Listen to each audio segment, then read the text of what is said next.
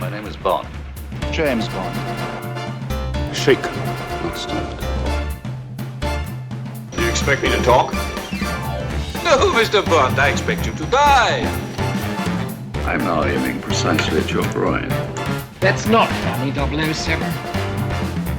For England, James? No.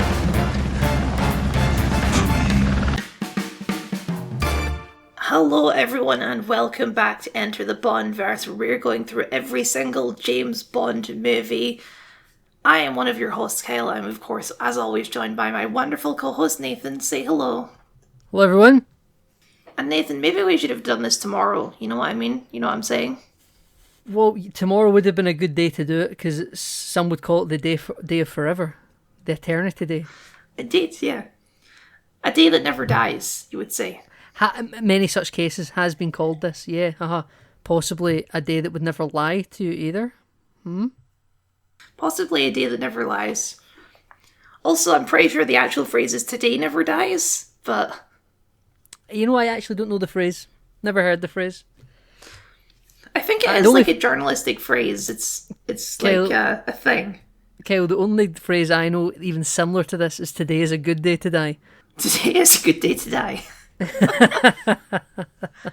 Well, like we have a couple Star Trek alumni in this video in this movie. So yeah. Kyle, who is our Star Trek alumni? Well, I mean, we'll get to it when we get to it, I suppose. We don't start there. We start at a terrorist arms bazaar somewhere in Russia, I think. Okay, what's the name of the film?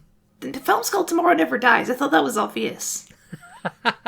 We got to introduce it. We got to be professional on this pitiful excuse for a podcast. We got to let everyone know at exactly every moment. 1997 Tomorrow Never Dies, and you are right. We start at a terrorist arms bazaar on the Russian border. It's fun for the whole family, Nathan. Kyle, they have some interesting equipment at this bazaar that's fun for the whole family. Yes, well, this is a very 90s scene where we see, like, M and all this in the boardroom looking at big screens. It's very Jason Bourne. They're in the command and control centre. Still love M. Still the best M. Judi Dench. Yeah. She's just killing it.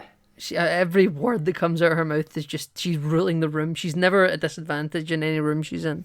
No, because part of the scene is there's these military dudes who are like, okay, you've done your part, M. Now the military are going to take over this operation. Yes, she's like, damn fucking right you won't. Yeah, exactly. She like her asset, unnamed asset, on the ground has confirmed the presence of some terrorists that are on the wanted lists, and they're just to be taken out. There is, an election in Russia soon, so you can't what is it? You can't they can't get away or something. Something like that, yeah. Oh, sending in the army is bad because there's an election soon and a military strike that has lots of Russian soldiers would be bad because it's a Russian guy that's there as well as the British Royal Navy Admiral. Yes, so they're just gonna bomb it from a distance. Yes, there's a Royal Navy destroyer somewhere that's going to just launch a ballistic missile that's going to take out the area. Mm-hmm. But M's saying, you shouldn't be doing that. That's probably not a good idea. We still haven't attained all the intelligence. And I have to point out, because this is a detail I noticed, and I don't know if this is a real thing or not. I assume it's not, but when they go to launch the missile, the guy at the controls on the destroyer, he takes a dial and he turns it from peace to war. Yeah, he does do that, doesn't he? Yeah. Maybe that's just the equivalent of, safe to live. Maybe so. I'm like, I don't want to make fun of it too much because maybe that is a real thing, but it is very funny. Yeah, it's sort of on the nose, isn't it? After the Royal Navy, Kyle, has launched this missile, however, we decide to zoom in on grid section 0359 or some such, and there's a plane with a tactical nuke on it. Oh. Yeah, uh-oh is right. And what's Bond's code name for this? It's White Knight or something. They call it Black Rook to White Knight or something like that. Yeah. There's a nuke there that you got to evacuate now. Now, because there's not only is there a missile on its way, but there's a nuke there, and and then the admiral's destroy the missile. Then have it self detonate in the air, and it won't because of course it's a film, so of course there's a malfunction. The missile's on course and it's locked in, and the stakes are just so great right now. A nuke that could go off in the middle of a valley that will infect a water supply for all of Western Europe, I think, as well. Bond's got to try and evacuate this plane with the nuke ASAP.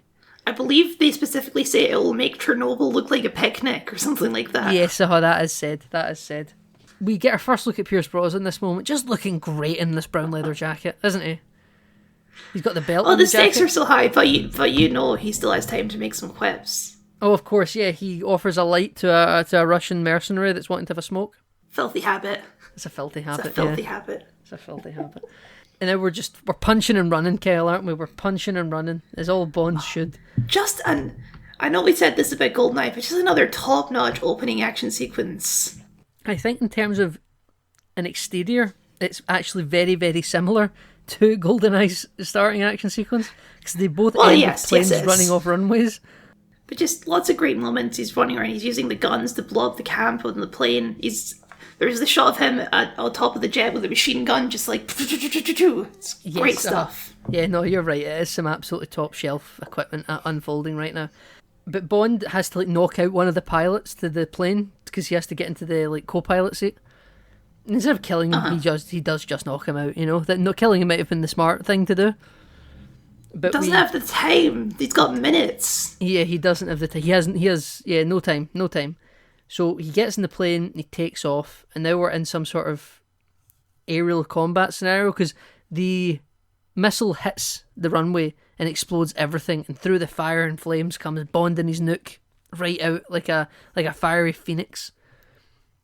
The Bond theme is just blasting, I'm pretty sure, at this moment. Oh yeah, you know it. Oh yeah, absolutely. I'm all on board with the use of the Bond theme by this point in the timeline, you know? Oh yeah, I guess we didn't clarify. We both like this movie, even though for some reason this movie has a bad reputation. Yeah, listen, I've always been so shocked. People always say, like, oh, GoldenEye's the good one, and then, like, it's just off a cliff.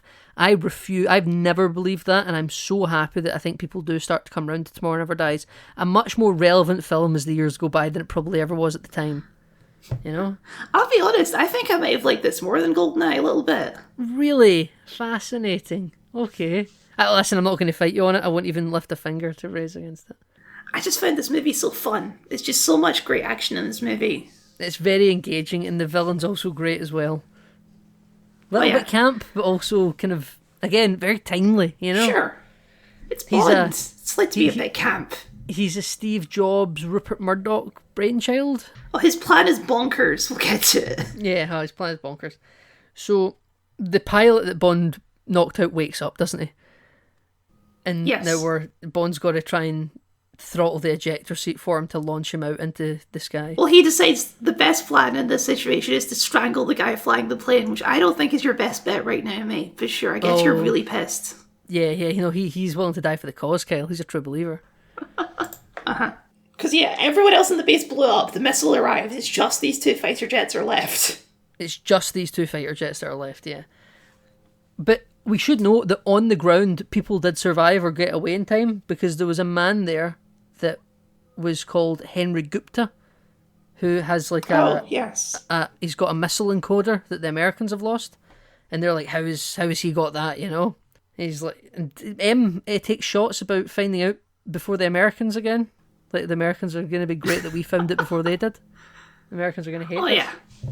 Lots of just, anti-American propaganda going on in this film. But Bond is able to eject this pilot up and into the other fighter jet that he's flying beneath. And the pilot goes right up and through the floor of that plane. I'm not quite sure what happened. Oh, yeah. And so he perfectly lands into the co-pilot seat, yes. And then then the plane just sort of falls off to the side and explodes into nothing. And then Bond just, okay, what's his little line there? Backseat driver. Backseat driver, yeah. He then contacts. Incredible work, Bond. He then contacts the command and control center. He's like, tell the Admiral where we'd like his bomb delivered, and the Admiral's all embarrassed and furious. And M has a little smirk. She loves it. Oh yeah, I mean this is a win for M as well, because they were like trying to one up her, but she's like, nah, my men are the best, you fuckers. Yeah, the double O's will get this job done better than the Army ever could or the Navy. Mm-hmm. And then we fade off, Kyle, into our opening for this Tomorrow Never Dies. Sheryl Crow.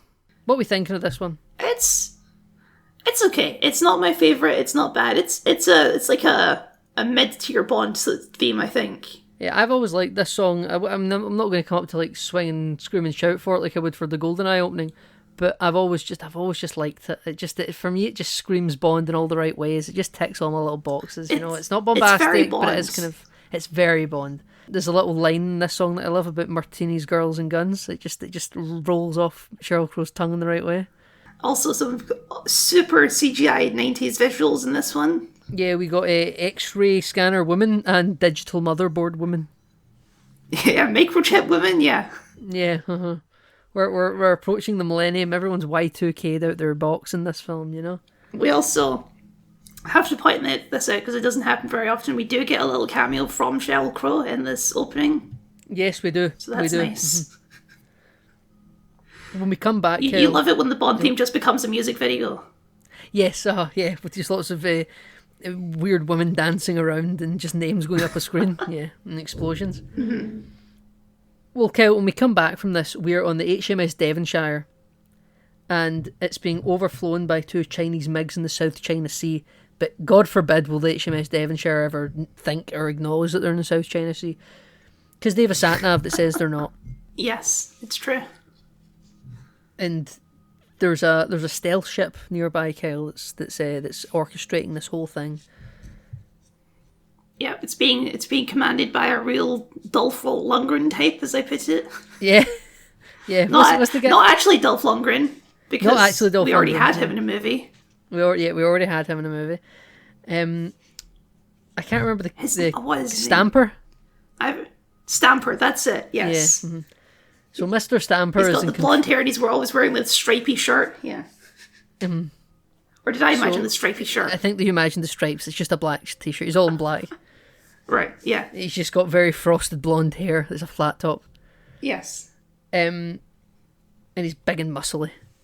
So the stealth ship proceeds to fire a drill missile at the HMS Devonshire, because the Chinese MiGs have threatened to fire upon it, because apparently it's in Chinese territorial waters, and it sends it out so it can't be the drill is going to be detected, but they'll think that it's a missile that was dropped by one of the Chinese MiGs, you know. But when it hits the ship, it doesn't explode. It starts drilling around the ship and going up and down and round, and it just makes mincemeat out of the ship, frankly. Yes. So the Devonshire goes down, and the MiGs are still just flying around overseeing this all, and then the stealth ship shoots down one of the MiGs as well, so that they think that the British fired on them as the ship was going down, and it'll look like they were engaged in combat. Both sides will be in denial about what actually happened. And then the stealth ship, after the Devonshire's gone down, goes down and removes one of its missiles from its armoury to look like it's a missile short, so it probably did fire on the MiGs. And to top this all off, obviously they're survivors of the sinking ship because they abandoned ship. So then Stamper and some dudes come out with Chinese machine guns and gun them all down. Yes, so. and a camcorder to look like this was all caught on camera. Yes, which isn't suspicious at all. But isn't suspicious at all. Isn't suspicious at all. But it was so that there could be evidence for the Elliot Carver news agency, Kyle, to be all on top of this. Who is the man that we'll meet in a moment? So when this is all done, we kind of get these little Captain Kirk shots of a close-up of someone's face with like a light beam going across their eyes with the glasses reflecting the camera they're looking at. And it's none other, Kyle, than the amazingly talented Jonathan Pryce. Absolutely. Great actor. Always great in everything he's in. Love him. I've never seen Elliot Carver. I've never seen Jonathan Pryce in something and thought, I don't like you in this. He's just amazing. I would see him in this and then probably in the exact same year go on to see him as Elizabeth Swann's father in Pirates of the Caribbean. Not the same year this movie came out, the same year you saw the movie. Yeah, the same year I saw the film. Yeah, this film came out in 1987, Pirates of the Caribbean was like 2004 or something. Yeah. But it's less than a decade, really. You know? He looks a lot older in Pirates of the Caribbean. Like, he looks more than a decade older. Well, the wig and all that, they don't help, you know? Yeah, I suppose so. He's also the High Sparrow in Game of Thrones, obviously. He is the High Sparrow in Game of Thrones. He is Pope Francis in The Two Popes for Netflix, that film. Anyway, sorry, we're not here. This is as you say, in this movie, he's playing Steve Jobs. In this film, he's playing Steve Jobs. Yeah, he does look a lot like Steve Jobs in this film. But the look is Steve Jobs, but like the character is more Rupert Murdoch. Yes, absolutely. So he's like playing around with headlines, Kyle. He's these big newspaper headlines on the wall with a wireless keyboard, and you know he's fancy because it's the 90s, Kyle, and he's a wireless keyboard, right? Like, Yes. This is the future.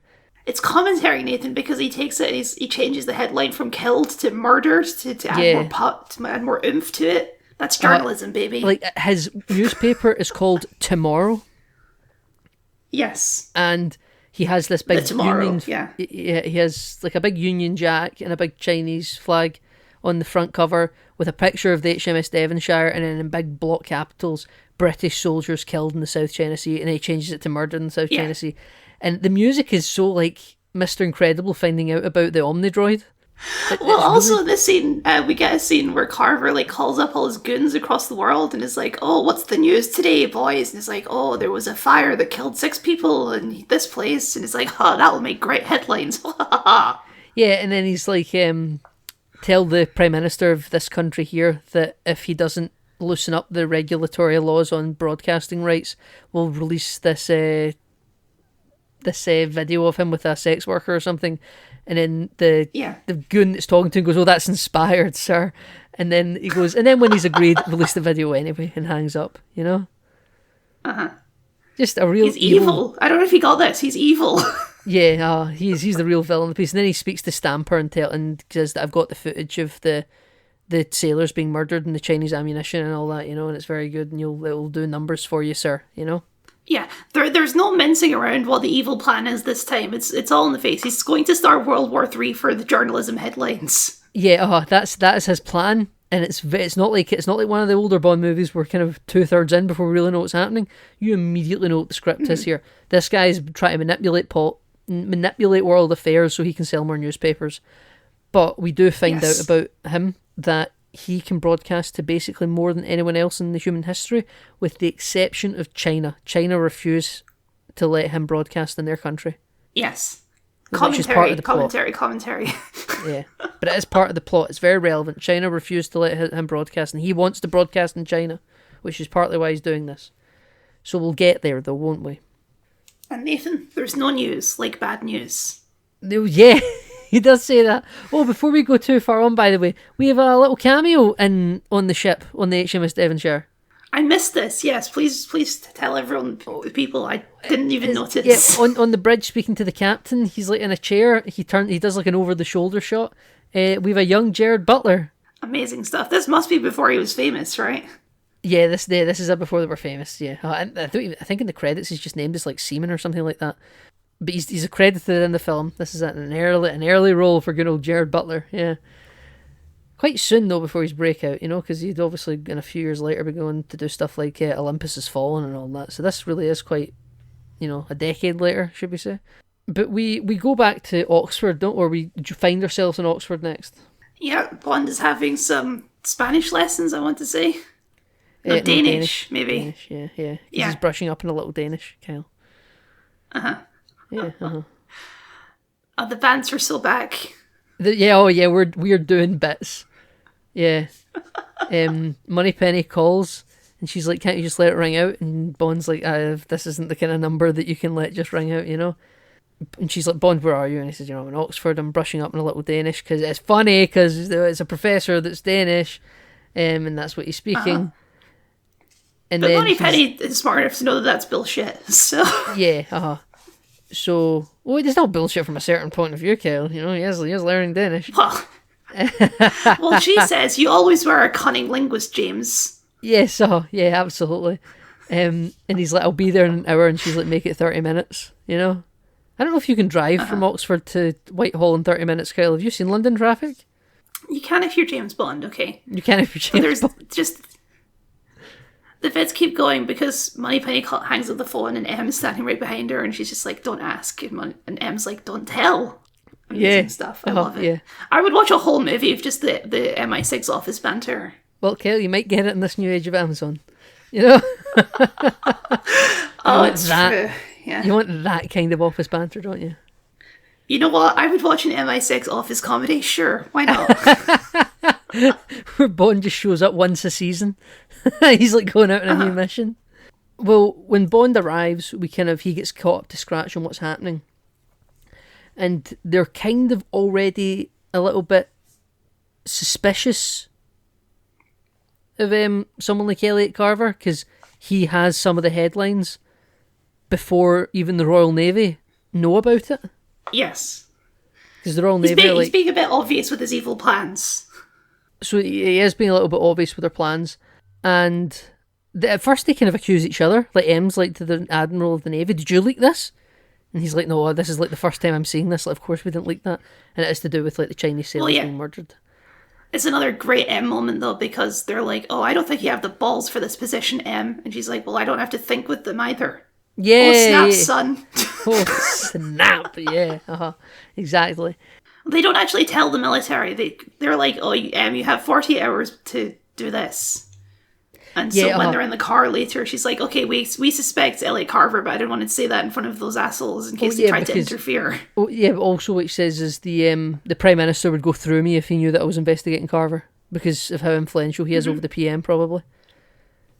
Yeah. So we get taken to an airport, and we're gonna send you out, and we've put you in as a banker to one of Elliot Carver's. He's launching a new satellite, and we want you to be there for the party. Your cover's a banker. You're also, just called James Bond. Also, they reveal, this is important, that Bond used to be in a relationship with Carver's wife, Paris. Yes, Paris. Yes, Because M and Moneypenny want him to pump her for information, Nathan. Yeah. Listen, they're playing to the strengths of the asset they've got, right?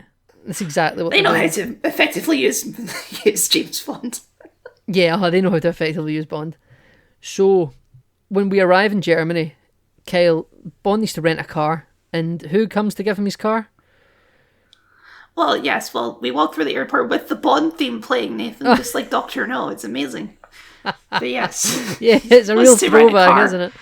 And I guess Boothroyd has fallen on hard times because he's now doing car rentals at the airport. Yeah, good old Colonel Boothroyd now working for Avis Rent-A-Car. But he's asking, but he's here to give Bond his car and his gadgets and all that, We're getting the worst Bond car ever, I'm going to say. Yeah, it's boring. Like, it has a lot of cool gadgets and stuff, but my god, is it a boring car. I suppose you need an efficient family sedan design to keep all these gadgets in, Kyle. I mean, as like a spy car, it probably makes the most sense because it's like inauspicious, right? But it's just boring to look at. It's no Aston Martin. But Bond isn't supposed to be incognito or anonymous. He's meant to be ostentatious, Yeah. And this isn't very ostentatious. But I mean, listen, it's lots of gadgets, and we do see, unlike a lot of spy cars we see it in its full glory. It does everything that Q sets up to being able to do. The last one we didn't even see Stinger missiles, This time we're seeing everything. Great stuff. All in basically one scene too, as per. But Bond is then like, do I need any other protection? And Q's like, only from me, 007, unless you bring that car back in pristine order. Wonderful stuff. We love Q. We love Q. It's so Desmond Llewellyn's been doing this at this point for over 30 years. Almost 40 years at this point, yeah. Almost 40 years, and he's still really sharp, He's still funny. Oh, yeah. And it's just so happy. We just love seeing him. We head to the party for the satellite launch for Elliot Carver. Mm-hmm. And Bond sort of drives up in his car. And the car, we should note, has like an onboard virtual assistant, which for the 90s was quite novel. And the valet goes to take the car, and he's like, don't let her boss you around, Don't you do the driving. Mm-hmm. But we go in. Yeah, we have an exciting new cover identity for James Bond, which is James Bond Banker. Yeah. Really phoning it in this time. MI6. Yeah. I'm just secret agent banker man. Because like Henry Gupta would later on go to look up this James Bond and be like, he's a perfect 20-year service record at this bank, not even a blemish. And Elliot Carver's like, well, what does that mean? And Henry Gupta's like, it just means he's a spy. There's no way someone has a record this clean. Like, he's definitely a secret agent. Which I think is quite funny. It's quite clever. Interestingly enough, we do meet another spy in this movie who's actually a good spy in this scene. So, yes, good on you, because we meet Wai Lin, as played by Michelle Yeoh. Amazing, right? Really, really good casting here. I think they're a good fit in this film. They have a lot of banter. They play off each other quite well. She's smarter than Bond in a lot of ways. I think she might be my favourite Bond girl. Really? I would even struggle. I know she literally is, but I would struggle to call her a Bond girl. Well, yeah, exactly. She basically just is a female version of James Bond, and that's why it's great. Yeah, like Paris Carver is your Bond girl for this film, you know. Mm-hmm. But yeah, no, Michelle say Yeoh that- here, obviously our Star Trek alumni, because she is annoyingly Empress Georgiou, the most wasted character in all of Star Trek, probably. Probably, yeah, absolutely. Philippa Georgiou, so much potential. F in the chat to the USS Shinzo. And then, yeah, she also plays the evil Mirror Universe Philippa Georgiou, who we all hate. Oh, yes, we do absolutely hate Empress Georgiou. Yeah, what a hammy-ass, silly character. But not in this film. Wayland's great. No, she's great, yeah. And yeah, in this movie, she doesn't reveal that she's a spy, unlike James Bond. Who just walks up to Elliot Carver in this German party and says, "Hello, I'm an agent. I'm a secret agent." Well, it's like, oh, you've got these satellites. Could they potentially interfere with British satellite services and cause missile launches? Yeah, he's like, oh, this satellite's like a great triumph. It can do anything. And then Bond's like, yes, like even like possibly setting a ship off course. And then like Elliot Carver looks at him and is like, I'm going to murder you. But then like outwardly just says, No. "You have a very vivid imagination, Mr. Bond." You know? And he's like, yes. Now, I yes, was thinking about this. And maybe this is actually Bond being a good spy, because by doing this, he immediately gets Elliot Carver to out himself as a Bond villain. Like, instantaneously. So maybe this was his plan. No, just out him because so far he'd been too subtle. Yeah, possibly. Yeah, he just goes up to him and like, dares him to pull him into a back room and beat him up. Yeah, I suppose at that point, then it's not like an investigation about is he a baddie? It's like, no, he's the baddie. Yeah. Oh, he's got guns that beat people up in quiet rooms. He's probably the bad guy. Yeah. Well, before he gets taken away to a room to get beaten up, Kyle, we got to go up to the balcony to stand and talk to one Paris Carver, who's standing up there looking over. And the first thing she does is just fucking smack Bond across the face. For ditching her. She is a former Bond girl. It's of some renown, I guess. We're going to say that Roger Moore slept with her once. Sure. When Roger Moore was 45 and this girl was 20. Let's at least give her Timothy Dalton, shall we? Yeah, sure. Okay. But Pierce Brosnan's just like, I'm sorry I left and all that, because it seems like they were supposed to have been quite serious, but not serious enough for Bond not to ghost her. The mission always comes first, Nathan. The mission always comes first. Yeah, you're correct. And a guy comes up, a waiter comes up in a great tuxedo, might I add, by the way. Bond comes up with like a tuxedo that's all just newspaper covers. Did you notice this? Yes, because news. I didn't notice this actually, not until I was reading your notes. Very right, good. Okay, yeah, it's just wearing a newspaper headline pattern suit, and I think it's great. But they kind of order each other's drinks. So he's like, Mr. Bond will have like a vodka martini shaken, not stirred.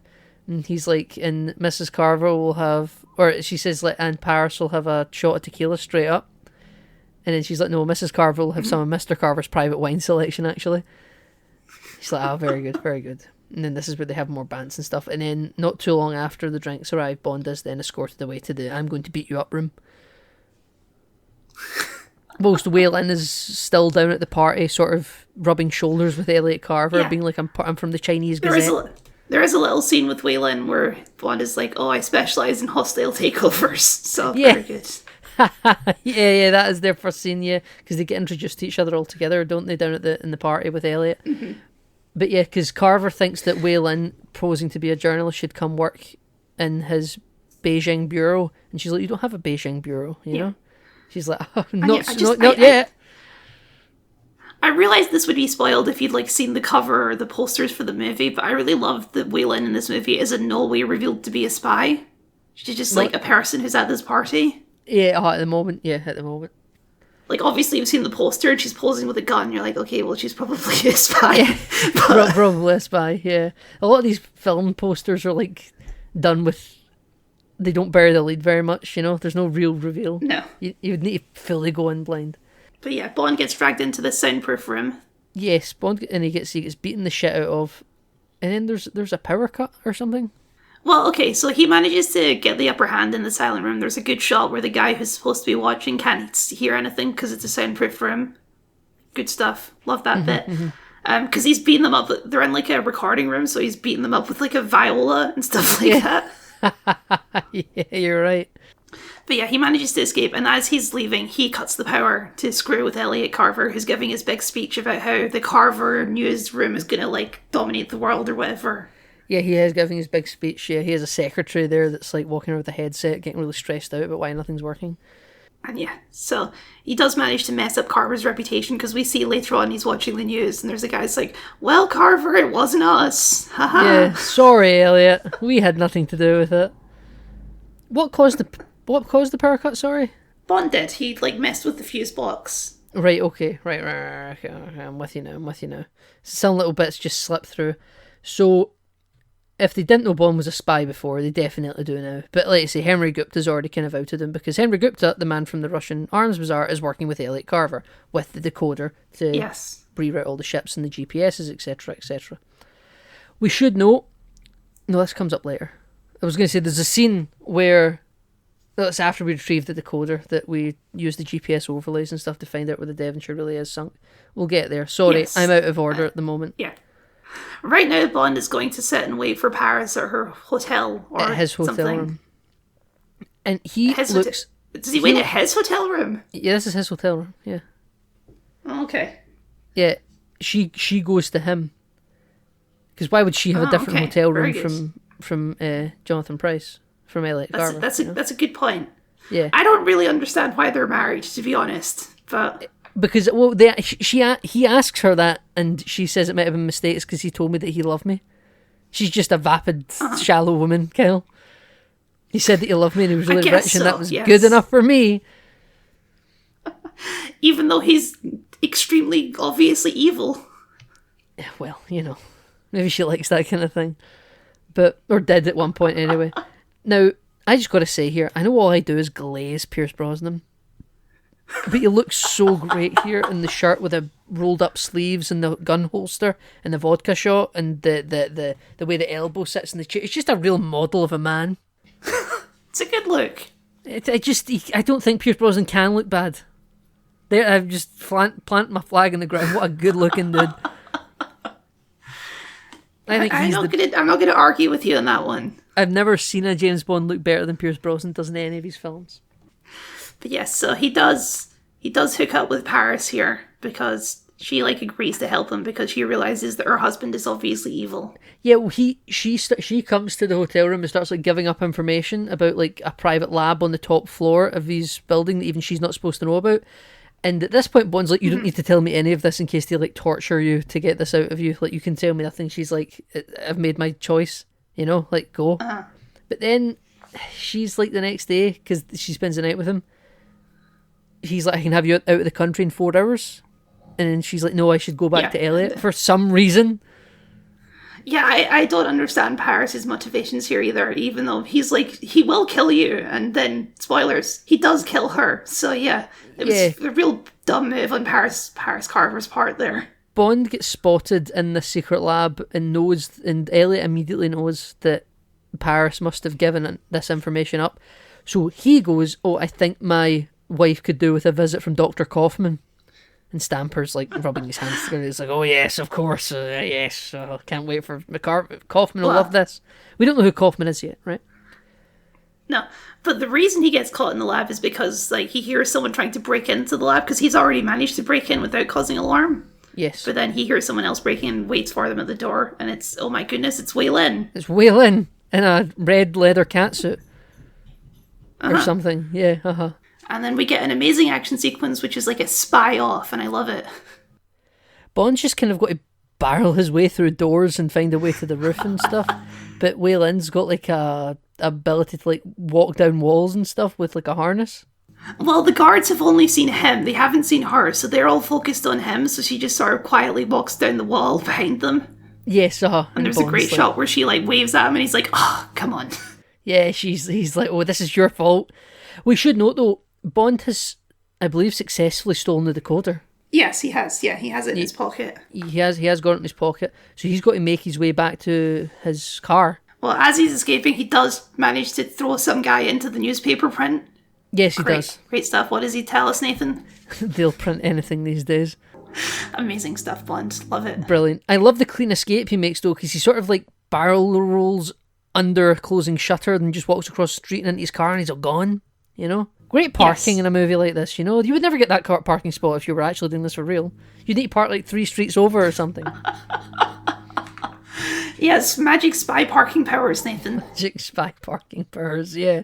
Oh, he can just atomize a car with like a laser on his own spy car, yeah. Yes. So when Bond drives back to his 100%. hotel, Stamper is on the roof of the building opposite, just waiting for Bond to return or something. And he's like, he's here, he's arrived. But Bond sort of puts his car on like armoured lockdown mode after he leaves the garage. Well, Carver calls him and says, like, and taunts him, like, oh, I had some words with my wife last night in my hotel room or something like that. So he's In your baited hotel Bond to room. come here. Yeah, Yeah. he's like, I know she's in your hotel room, Mr. Bond. And he just kind of hangs up and floors it. Yeah. So yeah, when he gets back to the hotel room, we find a dead Paris Carver. F. Paris Carver. You brought this on yourself by being dumb, I think is fair to say. You shouldn't have gone back to Carver. She never even made it back to Carver. This was No, I guess Paris not, Carver yeah. was played by Terry Hatcher, who I just got to say is a gorgeous woman. Yeah. Just had to. I Don't forgot her disagree. name, but she's just very very good in this film for the brief role that she's got. I know it's not a big role, but I think she uses the most of what was given to her. And also, I think the way that she's lying on the bed is sort of reminiscent of the way what's her face dies in Goldfinger. I think that's the callback there. Yeah, she's Yeah, not that's- painted gold, but it is yeah, very similar. Yeah, which is something that will be called back What to. was in the that future. lady's name? I don't remember her name because she dies almost instantly. Yeah. Oh, I just hit Goldeneye, I suppose, the Goldfinger. Hold on, I'm going back through my notes. Yeah, me too. No, okay, yeah, hang on. Was it Dink? No. Jill? It wasn't Dink. Jill Masterson. Jill Masterson. Okay, good for you for finding it so quickly. Oh yeah, F. Jill Masterson. She's covered in paint, gold paint. Yeah, there we go. Okay, so yeah, Terry Hatcher's dead the same way as Jill Masterson's dead. Paris Carver. Oh, big homage to that, you know. And by the way, Paris Carver's dress was gorgeous. All the feathers and stuff, and the black suspender stockings. All brilliant costume design in this film, Kel. That's what I'm trying to say here. Everyone just looks fantastic. Oh yeah. Speaking of looking fantastic, this is where we meet the man himself, Dr. Kaufman. Yes, we do. Amazing scene. I think that this actor looks like if Snoopy the dog came to life. This is Vincent Schiavelli. Schiavelli. He's a very famous sort of character actor. He is, of course, also in Star Trek. I got it wrong in my notes. I thought he was from the episode Symbiosis. He's not from the episode Symbiosis, Nathan. He is. It is a season 1 episode. He is the man. Do you remember when they get stuck on the planet of arms dealers with the automated arms dealer salesman? You know, I knew it was that episode. Yeah, he's on the view screen. He's like a pre-recorded, like, hello, come down and buy our weapons. Yes. He's the automated weapons dealer. And was the episode Arsenal of Freedom? Or something like that. Yeah, I can't remember the name of those Yeah. episodes. Something like that. Yeah, you know what? I always liked that episode. Riker's like to the. It's a good season 1 episode, yeah. My ship is called the Lollipop. Brilliant. Yeah, brilliant. It's a good ship, yeah. It's a good ship. Yeah, because the drone's pretending to be like. Because it was another Federation starship that got destroyed there, hence why the Enterprise is there. Yeah, they're it was looking that for guy. guy. It was Yeah, they're the guy looking he's for him. posing as, yeah. Yeah. But yeah, so this actor here, Dr. Kaufman, has been in Star Trek. So this is, we've got 2 Star Trek alumni in this. Though Michelle Yeoh had not yet been in Star Trek by this point. That's true. But yeah, this, I just love this scene because this guy, he's like he's like a almost barging on a cartoon character, but he's just like, oh, I'm just a professional assassin. I'm just doing my job. He's a German doctor, yeah. He's like, it's not But personal. it's great I'm because I'm just here to do my job, and it's... while he's got him at gunpoint, Stamper and the goons are trying to break into Bond's spy car, but they can't do it. So he's like, well, this is embarrassing. I need you to help me get into the car, apparently, because they can't figure out how to open it. Oh yes, Stamper calls Kaufman, yeah. And Kaufman's like, this is just so... This is so embarrassing. Bond, I'm now being told to torture you to access this car, you know? I love it. I love it. Kaufman's just really, like, he's so above this bullshit. Like, he just wants to do his job professionally. But the end of the scene is spectacular because Bond gets the upper hand. He has a taser built into his phone. He has a mobile phone with a taser in it, and by mobile phone I mean like a big Nokia brick. This isn't like a smartphone. It's still a mobile phone. Yeah. So he has a taser and he gets the upper hand. He has the gun on Kaufman. Kaufman's like, I'm just a professional doing my job. And Bond just says, me too. And then shoots him in the head, Des. Yeah, with the gun sort of turned back around on him. God, yeah, he looks like a right psycho here, doesn't he? Does Bond? Oh, yeah. In a good way. This is full on no more quips Bond. This is just, I'm a professional murderer. This is your first ever glimpse at, like, the Daniel Craig to come. That's your first look, because that's all it is going forward, you know? But yeah, F Dr. Kaufman. You were barely in the film, you had one scene, but it was a good scene. Oh yeah, he left such an impression. But yeah, this is where we get to the spy car scene, because this movie is just non-stop action sequences through and through. I love it. Yeah, it is. No, this film doesn't let you breathe.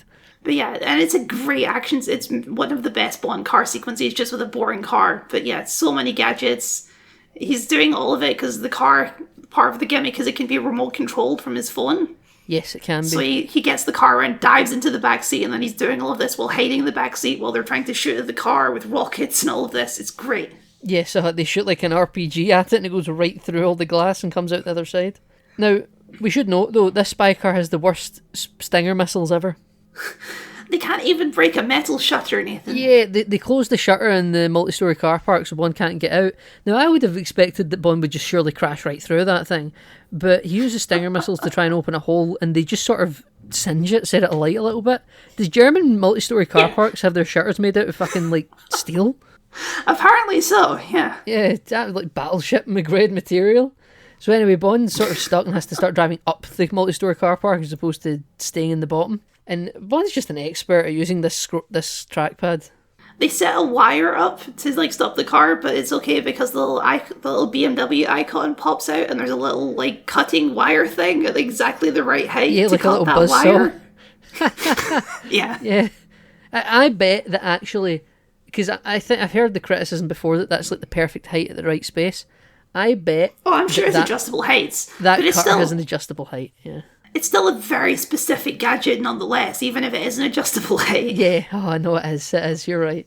He also has a little compartment at the back next to the exhaust that drops spikes on the road to flatten tyres. Mm-hmm. So we're doing all of these things and we're just going up the spiral of the car park, you know, up and up and up and up.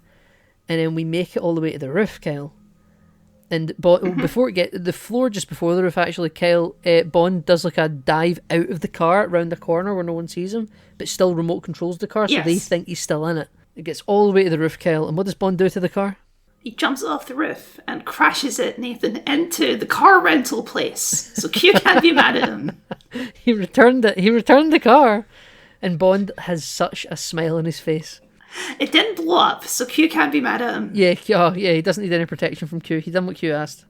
When the scene's over, we're now at like a military army base because Bond's bringing the decoder back to the Americans, and we got our last ever look at Commander Bond, Kyle, Navy Army Commander Bond. Navy Army Commander Bond. He's dressed up in his military uniform, but he's here to meet his contact Jack Wade, who's dressed like he's on holiday for some reason. Yeah, he's got like a Hawaiian shirt and like a fishing hat. Listen, I think we're kind of led to believe that this is meant to be Bond's opposite number. So if Bond can walk about wearing suits all the time, maybe this guy can also just wear what the hell he likes and he just isn't as classy as Bond. This guy's a working class spy, you know? I just have to point out, just before we get too far into this, because there's a line on this military base where 007 Bond is like, oh, why are you guys helping with this? This is a British issue. And he's like, well, we Americans, we don't have any issue in World War III unless we're the ones starting it. Speak about being topical, Nathan. oh, the looming threat of annihilation. Isn't it great? You can go look at a 30-year-old so film fun. and go, imagine if that really happened.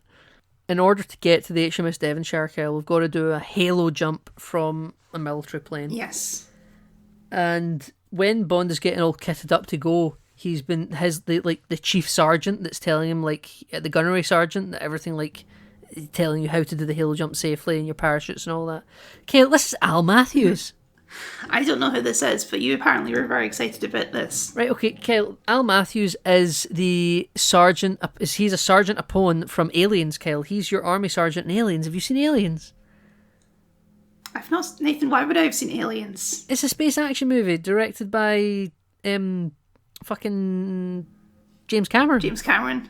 Yeah. It's a great film. I know, but it's also a Alien. sequel to, like, a very scary movie. Yeah. Yeah, I don't know if you find it scary anymore. But yeah, but anyway, so, yeah, he's Gunnery Sergeant Apone in Aliens, and his character in Aliens is the inspiration visually and attitude to Sergeant Major Johnson in Halo. I think I did know that, at least, that Johnson was, like, based on a movie character, because he had the whole bit in the, well, it's different movie characters, because the whole bit in the Pelican at the start of that mission is ripped entirely from Predator, right? Yes, yeah. Where they listen to the rock music, this stuff is your history, all that. Yeah. So this guy is based on... This guy is the Sergeant in Aliens. Yeah, he is. He's not based on... But he's also kind of doing the same bit, you know? Being a hard-ass military guy. So it's just fun, right? And the fact that he's teaching Bond how to do a Halo jump, where like a couple of years later he would be in a game called Halo, or that the archetype he'd be based on a guy from Halo, it's just very funny to me. And then this is where the little military numbers dweeb is like, hey, this is actually Vietnamese territorial waters. Now, it's kind of weird that like this is a fact that we're bringing up, you know, because like why can't it just be Chinese territorial waters? I suppose we end up in Saigon. So it's for the bits, Nathan. It's so the Americans can freak out about Vietnam. Yeah, it's so the Americans can Vietnam. Oh, the funny Vietnam War. You know, such a laugh a minute, that war. Laugh a minute. So when Bond's already gone, he's jumped out after they're like, what does he have on him that's American, you know? Yeah. And when Wait's like, he didn't even say goodbye. He didn't even say goodbye, yeah, you're right. When Bond's down here swimming around in the sunken Devonshire, what is it he's looking for? Is he looking for like its GPS signal or something like that, or is he looking to see if a missile's been he's looking for evidence, yeah, just to figure out what actually happened to the ship. Right, okay. And we see like dead sailors, and then oh my god, Waylon! Ah! Oh my goodness, Waylon! Yeah, they have a little fight, but then they realize that they're both the good guys, so they stop fighting. Yeah, they stop fighting when they realise this. And Kyle, I am quite disappointed by this scene personally. Because we're in a sunken British destroyer. We're in a sunken British destroyer, Kyle, and it's a James Bond film, and there's no shark attack. Where's the bit where Bond We're opens done with a sharks bulkhead? now, Nathan. Kyle, where's the bit Sharks where are Bond... a product of the 80s. Kyle, where's the fucking bit where Bond opens a bulkhead door and a big great white swims through? And Bond gets oh, big scare, you know? And the shark just swims past him and it's actually like nothing. You know, like where this is... I think this is another good scene though, where they're trying to escape while the ship is collapsing because it's going to perish in this underwater cliff. Yes, and it's starting to be dislodged and they have to try and escape. You know what's really topical about this actually? Ladies and gentlemen, before I go further, minor spoilers for Mission Impossible: The Final Reckoning right now. Okay. A scene very similar to this happens in Mission Impossible: The Final Reckoning. Tom Cruise is swimming around a sunken Russian submarine under the ice caps in the Bering Sea, and as he's swimming around in it, he's like opening doors and stuff and water's rolling around, but the submarine starts rolling down an underwater hill to the edge of a cliff. So as Tom Cruise is swimming around this underwater submarine, it's also in danger of falling, and a door gets stuck shut because a underwater unexploded missile is propped up against it, so he's got to launch out a torpedo tube. It's exactly what happens here, Kyle. Or they swim up through a chimney or something, don't they? They swim up, yes. It's just all very topical. And Tom Cruise also done a Halo jump for real in Mission Impossible Fallout. You see what we're doing here, Kyle? It's all connected, right? It's all connected. It all goes back to James Bond. All comes back to Bond. Everything goes back to Bond. The BB, back to Bond. I just think personally should have been a shark here, Kyle. That's all I'm saying. It doesn't. We don't need to fall out over it. I just think a shark would have been nice, right? But yeah, so you're correct. The destroyer is starting to get a little bit unstable because of all the shenanigans going on. So we got to get out quick, and we reach back to the surface. Yeah, Wylan is there. She came here with like a little fishing boat. yes, and she's like, come get us, come over here, come on. And then the Vietnamese fisherman just sort of looks at her like he doesn't understand, and then he's immediately shot in the back and falls into the water. Yeah. Oh my god, Kyle, it's Stamper. It's Stamper, yeah. So they picked him up on a helicopter, and they're Bond and Waylon are just doing bits. How did they know to track Waylon? I guess thingy. They figured out that she was a spy off screen at some point. At some point, they figured out she was a spy. Okay. Yeah. So Waylon is basically like Bond is sent here to investigate on the behalf of the British government. She's the same deal. She was sent because the Chinese government also have their suspicions about what really happened in this scenario. So yes. Yeah, she is Bond's Chinese liaison, basically, although not officially. But yes, opposite number. Opposite number, yeah. But they're in the helicopter, and she's like, "Oh, you just keep following me around, Mr. Bond." And she's like, "Well, you have to admit, we've developed something of an attachment." And it's like their hand and they're handcuffed. Great bits, Bond. Yeah, exactly. That's a good bit, isn't it? We end up landing like a helicopter pad that's in the Saigon Tomorrow Today newspaper. And it's he's just got big his building with a giant banner of his face on it. Yeah, big Elliot Carver fucking fascist ass face just staring down over the city. And as we're going into the meeting with Carver, a Chinese general comes out, Kyle, and then Waylon and Bond both see this, and they come in with some, bullshit like, "Oh, we know exactly. We've been tracking you forever. We know all about your plan with the general." And then Carver's like, "Oh, well, maybe you don't, because this is actually what the plan is," and just tells them what the plan is. And we see some of the headlines that they've come up with. And my favourite was "The Empire will strike back." Underlined. Yeah, yeah. Well, and I think that as much as it's like a play on maybe Star Wars, I think it also is meant to speak to just British people's struggle to... Love of the Empire. Yeah, love of the Empire and struggle to... Let go of the Empire, yeah. Yeah, because in history, people kind of vaguely say that the Chinese handover, the British handover of Hong Kong in 1997, which is the same year as this, is seen as like broadly the end of the empire. Yes. And it is interesting to note that this film feels like the Hong Kong handover should tie in, kind of, but also just never does. But, maybe that... I think that would age the film if they had done that. Because the film would be very much of 97. There's a couple fun moments in this scene, which is we learn that Dr. Coffin was a father figure to Stamper, so that's great character building there. Yeah, he says Dr. Kaufman's record of keeping someone alive while in a state of increased pain was like 48 or 52 hours or something like that, and Stamper's hoping to break that record. But we should say that we should actually tell people what Carver's plan is, Kyle. I think we already did. Yeah, he's going to start. I mean, there's a slight complication to it because he doesn't actually want the world to be destroyed in World War III. He's basically just engineering this situation so he can get licensing rights in China. Exactly, Kyle. That's his plan. So this Chinese general that he was having the meeting with is supposed to be late to some sort of higher-ups Chinese government meeting after war is declared. He's going to then, with the stealth ship, destroy that building. And then this general that was late for the meeting that's working with Carver will arrive after everyone's dead, take control, get a truce between Britain and China after the British Navy's basically been sunk by the Chinese Air Force, and get a Nobel Peace Prize, be the new world leader of China, and also give Elliot Carver exclusive broadcasting rights into China for the next century. That's all it's for. It's really for broadcasting that the British will just cave immediately to that peace treaty, I suppose. But I kind of think they would. What's Britain going to do? They've just had their British fleet sunk, I can't remember exactly what happens here, but there's a moment where Bond does a little quip to Carver, and we just cut to Waylon, and she just has a little smile on her face. She likes Bond's quips, and I think that's funny, because they're both the same. Well, they're both spies who love murder and quips. Yeah. Well, so Bond says that it's Carver's insane, and Carver says the distance between insanity and genius is only measured by success.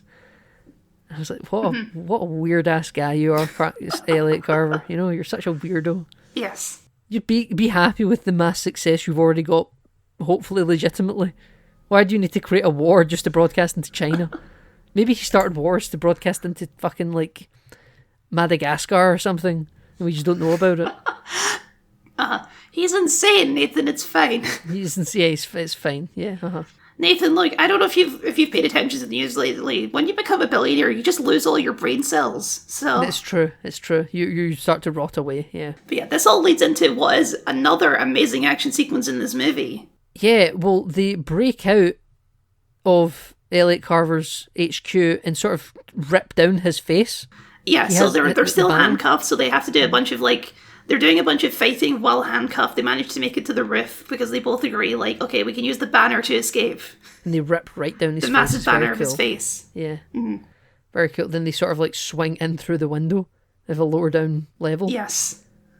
And then we make it to the street and then we fight for who's going to drive the motorbike. Which I've heard somewhere, I can't remember where, that apparently the director told both of them that they were going to drive, so that little fight to who would be driving the motorbike is actually real.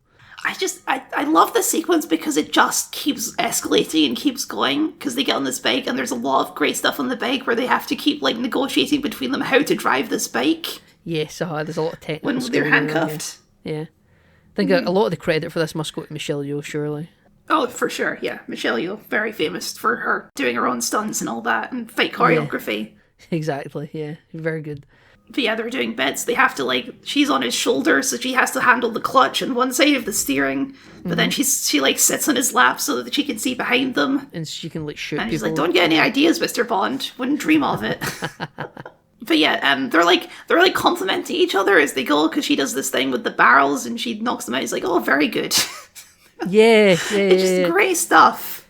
And then to crescendo this chase, Kyle, we get a fucking helicopter, don't we? Oh yeah. The And helicopter's now there's a chasing shot them. where the helicopter tilts down with the blades. Well, Yep. first of all, they jump over the helicopter. Important to note. But second of all, they're on the street and the helicopter has its blades coming down and chasing behind them, ready to chop them up with the blades. Yes. And Michelle Yeoh takes a hook out from a clothing line, and then they drive at the helicopter and skid underneath it, and then they attach the hook to the helicopter so that it gets caught up in so that the clothes get caught up in its rotor. I'm not sure what happens there, but then they jump into a water basin of stone that's like a well or something, I'm not sure, Yes. to take cover, and then the I think helicopter it's a just well, yeah. fucking explodes. And Oh, great stuff. there's definitely got to be civilian casualties when a helicopter explodes that close to the ground. Those blades You know are what? surely chopping through windows and stuff. Look, Wayland and Vaughn cannot be blamed for that, I don't think. Okay. I would argue they have some sort of responsibility to Extenuating circumstances, Nathan. casualties have spied them. Yeah. But yeah, so we cut back and they're taking a shower together, still handcuffed. She has an earring that she manages to lock the handcuffs and then lock him to the pipe and run away because she only works alone, you see. Yeah, she only works alone and leave Bond under the shower. He's now just so... Now what I should say, this all fucking bugs me in movies. Maybe it shouldn't be. Maybe I should just be fucking more adult, right? I hate scenes where people are clearly submersed in water and then 2 seconds later they are bone dry. And Michelle Yeoh, when she runs away from Bond while he's still attached to the shower, she just looks slightly damped hair but completely dry, and she just puts on a shirt and runs away. And then when Bond runs away, Yeah. he has a wet shirt that looks like he's been caught in the rain, but he's clearly also dry. I want them running around soaking wet, Kyle. They've just left a place and not dried off. It's just that Vietnamese heat, it just dries you up real quick, you know? Apparently, that's all I can be left to assume. But she lets herself visually be seen to get on a bike, then rides it for 30 seconds and hops off because apparently they're round the corner from her spy house. But they're also It's being an tracked. outpost for... Possibly. They're also being tracked by Carver's men everywhere. So Bond sees a guy call out where Wayland has went, and a bunch of guys go into that house, and then Bond decides that he knows that's where Wayland And then is. we cut to yet another great action sequence, because this movie's just full of them. It is a mile a minute, isn't it? But it's not laborious, it's all very well paced. No, yeah, because it keeps mixing up, because this time it's okay, Michelle Yeoh is in this room, and she's just going to beat the shit out of 6 dudes. Yeah, it's quite close quarters combat, but it's all just her. We don't need to worry about catering to Pierce Brosnan's athletic agility. It's just Michelle Yeoh go crazy, Bond's not here. Yeah, Michelle Yeoh, you're famous for your martial arts stunts and abilities. Just do all this crazy shit. You're climbing up ladders and jumping all around. It's great stuff. Spinning around people. Bond does get... Michelle Yeoh would have been a great Black Widow. She would have been a great Black Widow. She still could be a Black Widow, to be fair. Yeah, she still could be a Black Widow. Yeah. Although Michelle Yeoh was in a Marvel movie, wasn't she? She was in Shang-Chi. She was in Shang-Chi. Yeah. But she wasn't a Black Widow. So there you go. But that's true. But yeah, Bond, he does get a fun moment in this because there's like the guy waiting outside as like the watchman, and so he goes up and pretends he's going to light a cigarette for him, and then just does some close-up magic and punches him in the face. He should have said, "I always knew that was a filthy habit." Like at the start of the film, filthy habit. Call back. Yeah, that would have been good. Yeah, that would have been good. Yeah, then maybe people would have been like, again. But yeah, one of them does get a gun on Michelle Yeoh, but Bond comes in just in the nick of time to hit him on the back of the head, and she's like, well, I could have taken him, or I had the situation under control, or whatever. Yeah. Which he clearly did, but, let Bond have his hero moment. Let Bond, it's fucking his name in the film, right? Or his, he's the lead of the poster, Mm-hmm. I enjoy this scene, but then Michelle Yeoh, Wei Lin, hits a button, and the whole room sort of turns into Chinese Q branch in Vietnam. Yes. And we got so many gadgets, and one of the gadgets is like a flamethrower that's shaped like a Chinese dragon statue, and Bond sort of just leans on it, and it gets set off, and Bond gets a big fright, and I genuinely laughed. It's so funny seeing great. Bond just sort of like just inept. He doesn't know what to do here. Yeah. Well, it's because earlier in the scene they decide they're going to work together, and he says, okay, we should contact both our governments. You contact them, I'll contact them, you go get the equipment. And then he looks at the keyboard, which is all in Chinese. It's like, on second thought, you contact them, because I guess Bond can't read Chinese. He can't read Mandarin. He can speak German, but he can't read Mandarin. But Bond's going around just like pocketing shit, because he sees like an Omega watch, and just is like, he puts it in his pocket. So I'll be having that. Is that how you just all spy agencies work? You just take each other's shit? He's like, oh, I've been looking for you, Walter PPK. Yeah. There's a bit where one of the goons wakes up, and he's like, oh, up on your left, and she just hits a button and launches like a raft at him or something. Yeah. Absolutely. This movie's so fun. Yeah, it is. There's lots of bits. So that's them all kind of suited and booted now, Kyle. And now we go to these like pretty famous like rock stacks in Vietnam. I thought it was Thailand, but I'm assuming it must be Vietnam. Now, Kyle, this is the exact same place. It's similar ocean area. Kyle, this is the exact same place that Christopher Lee had his base in The Man with the Golden Gun. It is indeed. The Man with the Golden Gun's his home is still out there. They could go pay a visit if they wanted. Yeah. Oh no, it blew up, didn't it? Well, yeah, there'd be ruins there. You could see the charred skeleton of Scaramanga. Yeah, the charred remains of Scaramanga, and what was it, Knick Knack? Knick Knack, yeah. You take Whale in there and go, I've done missions here before, apparently, in another timeline. Oh, no, wait, no, Knick Knack lived, and they captured him and they put him in the front of the boat, that's right. Yeah. Well, maybe Knick Knack's gone back and he's like turned it into like a museum now with all the waxworks figures he had. He's been redeemed, yeah. He's atoning for his past mistakes. Yeah, exactly. He's bringing tourism to Vietnam. But they're sat on the boat, and I have the line here. She says Bond is a corrupt, decadent Western agent. Yep. True. And then Bond says, they say communists don't know how to have fun. We're just doing more bits, Nathan. Yeah, you're right.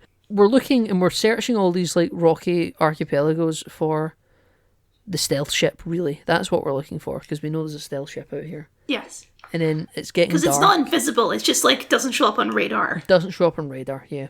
So it's getting late and it's getting dark, and we finally find it, so we got to go try and get aboard it before it moves off. And we do get there. And we're planting bombs so that like when you detonate it, the explosion will let it be seen on radar, because its hull will be like no longer intact, so its radio signals inside will be getting shot outside. But they get caught on camera. They get caught on camera, and at this point, by the way, we should know that Carver thinks that they're dead, and he's just like, oh, yes, fucking Mr. Bond again, I'm fed up with this guy.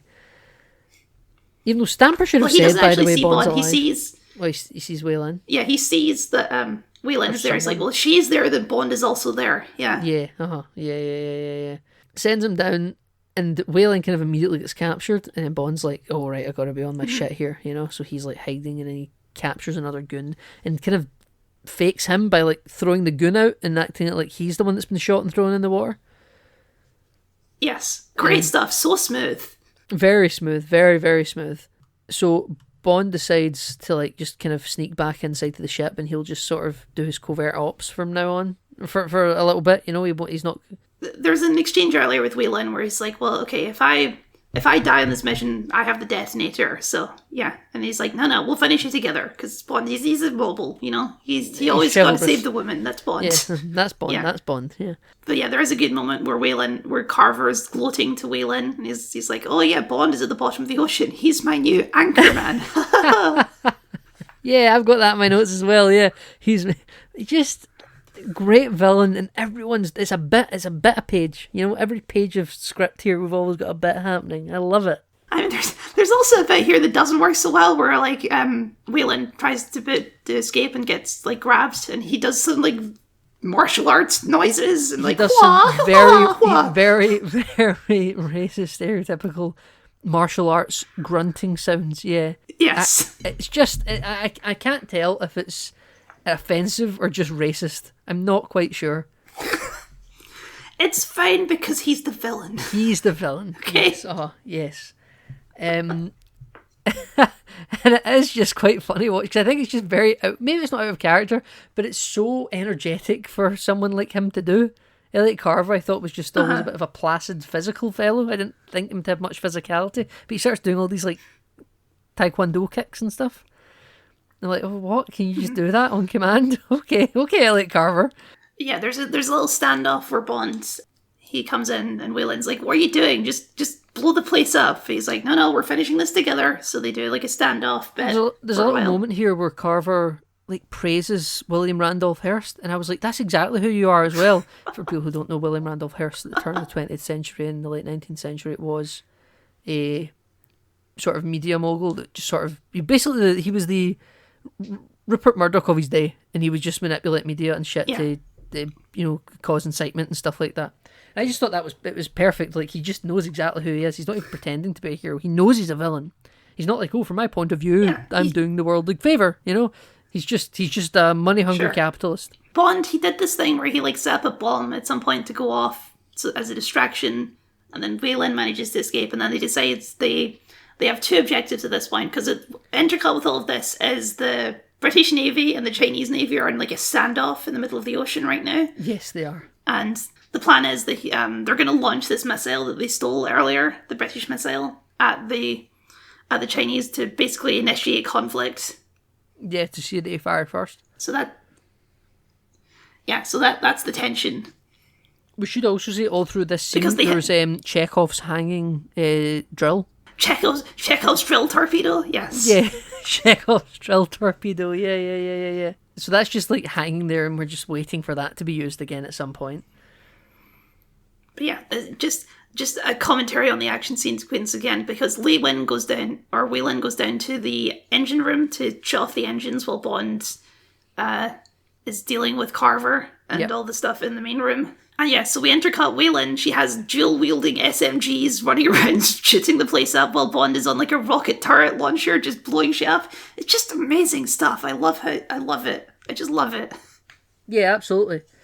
And the bombs go off, by the way, and the stealth ship has noticed. Like, everyone now sees the stealth ship. The plan's up, but Carver still thinks he's going to be escaping a news helicopter and broadcast the war. And I'm like, no, you're done for, Carver. Like, that's it. Yeah, the British Navy is currently bombarding you. Yeah, exactly, right? And he's like, I'll get away with it, you know? And the whole crew have now abandoned ship. They've all jumped in the water, because the bridge of the ship's kind of like a big upside down U shape that covers the water, and the whole ship's kind of always got this like ability to just sort of jump into the ocean at any time. So yeah, Gupta died, by the way, because Bond had him at gunpoint, and then Thingy shot him. Carver shot him. It's Carver like, well, did you've served your Gupta. purpose. Yeah. Because he's like, is the missile ready to fire, Gupta? And he's like, yeah, just say the word and it'll go. And he's like, okay, well, I don't need you anymore. Bang. Yeah, because that was his leverage to try and get Wayland back, yeah. Bond is fighting with Carver. I don't know how Carver's any match for him, but he holds him down, and the drill's now active, and it's coming towards them. And Bond's like, you forgot, like, the first rule of media, Carver. Give the people what they want. The first rule of mass media, Carver. Give the people what they want. And then he fucking destroys it with the drill torpedo. Yeah, the drill torpedo's like coming towards the controls that Carver's now attached to or something, held against. And if Bond had enough time to get away, I think so did Carver. But Carver just sort of stays there in fear and screams. No, Bond is holding him so that he can't move. Oh, I thought Bond kind of had to move away, or else the drill would have got him as well. Right, okay. Or was it too close or something? Like, didn't have enough time to move. But Yeah, I can't remember. Whatever it is, it's absolutely brutal. You don't actually see it all on screen, but it's implied that that's a graphic death. That's a graphic death. Yeah, the whole computer terminal that Carver's up against is just completely shredded and atomized. Yeah, like there's nothing. This isn't going to be like, oh, you think I'm dead? Think again. This guy is dead. Yeah. So the only one left is Stamper, still on the plane on the boat. Because I guess that guy is like, I don't know what Carver did to secure his loyalty, but it's a classic goon is like loyal to the very bitter end situation. Yeah, absolutely. Because he's like holding up Wei-Lin with like chains, and he's gonna like drop her into the ocean. But doesn't he have a choice to make? He's like, you can do this or this. You can save Wei-Lin or something else. Yeah, you can save Wei-Lin or you can stop the rocket. And Wei-Lin's just like, go for the rocket, Bond. And Bond says, never argue with a woman. They're always right. Yeah, I forgot the missile hadn't launched yet. Yeah. Yeah. So he stops the missile, or does he? What happens? He kills Stamper. I know that. He kills Stamper with the missile because they're fighting on the rigging of the missile, and then he gets Stamper's foot caught in it. Oh yeah. So his foot should launch to get, and then Stamper holds Bond, doesn't he? He like grips onto Bond. Yeah, he holds him by his tactical vest. Yeah, and so then Bond grabs his knife out of Stamper. Yeah. Yeah, so now Stamper's just left attached to a missile holding a tac vest, and Bond has now gone into the ocean to try and save Wei-Lin, and the missile blows up and the ship blows up, and yeah. Right, okay, I'm with you. I remember it all now. So we get Wei-Lin back to the surface, and we revive her, and now we're like lying on wreckage. Nathan, it's a Bond movie, so it's time for some lovemaking. Well, yes, but we first cut back to M, who is with Moneypenny, and she gets to come up with her own news headline, saying that, Moneypenny, take note, media mogul Elliot Carver found dead on his private yacht, assumed suicide or something like that. And they've both got little grins on their faces, like, oh, I've always wanted to come up with a newspaper headline or something like that. Good bits. It's a fun bit, yeah, a little ending bit, yeah. So, the HMS, what we get like the flagship name as well. I can't remember what it's called. Bedfordshire or something. I can't remember. Bedfordshire. That sounds about right. Very British. Yeah, so the HMS Devonshire and the HMS Bedfordshire or something, right? So it's going around with like a searchlight being like, Commander Bond, Colonel Lynn, and I was like, oh, Lynn's a colonel. I had no clue. This is the second time that a woman's pulled rank on Bond, because Xenia Onatopp, yes. Xenia Onatopp had the Admiral from the Canadian Navy, and now Lynn, Wei-Lin's a colonel. Very cool. And yeah, so she says that Bond says that we should remain under the cover of darkness for now on the wreckage of this ship. It's like, no, don't do that. You do you have a transponder on you or something? Nathan, sometimes you're just horny, okay? I don't want to tell you. There's barracks on this Navy ship. They're insane, Kyle, is what I'm saying. That was clear. That was apparent about a third of the way through the movie, okay? True. So we see the two of them making out on top of each other on the ship wreckage as the British Royal Navy sort of sail away, and we just cut to black. In memory of Cubby Broccoli. In loving memory of Albert Cubby Broccoli. Good for Cubby Broccoli. He had a good innings there in the last 40 years of his life, didn't he? Overseeing the Bond franchise, having his children take over the family business. This movie has a critical score of like 57% on Rotten Tomatoes. Critics, you guys are idiots. This movie's great. What the fuck are you talking about? I rarely disagree with critics, right? I'm always somebody who broadly thinks that a critic score is more reflective of quality than the audience score. But there is the occasional film where I just think that they're out of step. And I think that I wonder if people thought back then that just the plot was so stupid, like, a newspaper guy's doing all this. Because all these people worked for newspapers back then. Oh, they thought that they were getting pot shots taken at them. Yeah, do you think maybe they thought this film was hostile or something? I don't know, the audience score is also low for this movie, so who knows? They thought it was just they thought the man with the golden gun and assassins all very believable, but like a newspaper man, never. Never. This is I just don't get it, because like, the action in this movie is so fun. The villain is like, sure, silly, but he's fun and entertaining to watch. Yeah. Mm-hmm. I don't know. Maybe, I think Wei-Lin is great. I think I don't get it. the reaction to this film has got to be some sort of article of the time the film came out and not really reflective of the quality, because this film is great, and I actually think if this film came out today it would be scored so much higher, and I really can't stress enough how much I think this film has aged better than pretty much any other Bond film.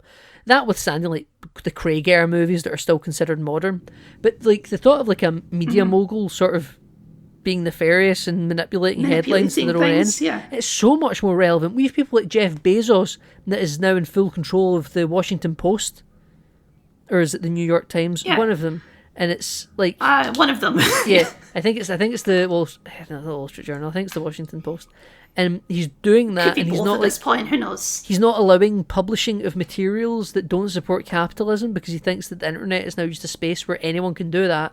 But in the place that I own, I'm now going to only allow people to publish things that adhere to a certain ideology. And the editor-in-chief of the newspaper resigned because of this.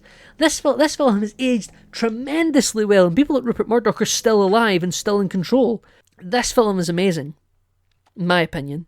No, I 100% agree. It's just so prescient today. I think if you re-release this in the cinema, you put a new marketing campaign behind it, but you don't reshoot any of it, release it as is, it plays so much better than it did back then. Critics score through the roof. People love Michelle Yeoh these days. She's Yeah, an they Oscar do. winner. Yeah, Oscar winning Michelle Yeoh, yeah. This film is brilliant. I don't have a clue what the hell was going through critics and audiences' minds in 1997. God, they were fucking, I don't know, probably going, oh, Rupert Murdoch's my senpai, don't talk down about Steve Jobs. I don't have a clue. It was a conspiracy, Nathan. Rupert It's not Murdoch like buried this they had like movie. a strong female supporting character. Yeah, Rupert Murdoch buried this movie. Yeah, what a weird fucking reaction to such an amazing film. I know. I'll never get over it. No, I'll certainly never get over it, Kyle. Anyway, that was Tomorrow Never Dies. Nathan, where can the people find you online? Kyle, the people online can find me as always on social media hosting services such as Twitter and Blue Sky and Threads. A few other places, but listen, I've been saying them all for ages now, years now. They're my three main spots that you can find me. Threads, Twitter, Blue Sky. If you want me, I'll be there. I also run the @NameNoteIncluded Twitter account for the podcast where I'm posting a lot of Bond episodes. I'm falling a little bit behind on that at the moment because we're just not getting much traction over there. But if you're there, I'll be there without a shadow of a doubt. I'm also in Kyle's comment sections from time to time. Kyle, where can we find you online? You can, of course, find me at Kyle the Scott on YouTube, where I do video essays and game critiques. I'm also on Blue Sky sometimes, maybe, but mainly the YouTube one. That's me. That's what I'm famous for, I guess, technically. Yeah, you don't need to beat around the bush. I mean, I'm not that famous, but yeah. And of course, you can find our entire backlog, where we have been through all of the Snyderverse movies, all of the X-Men movies, over 60% of the Bond movies at this point. We're so far into Bond. We're drowning in Bond. Yeah, it's true. But if you just can't get enough of us, you can find all of that backlog there. And thank you very much for listening, and we will hear from you next time for The World Is Not Enough.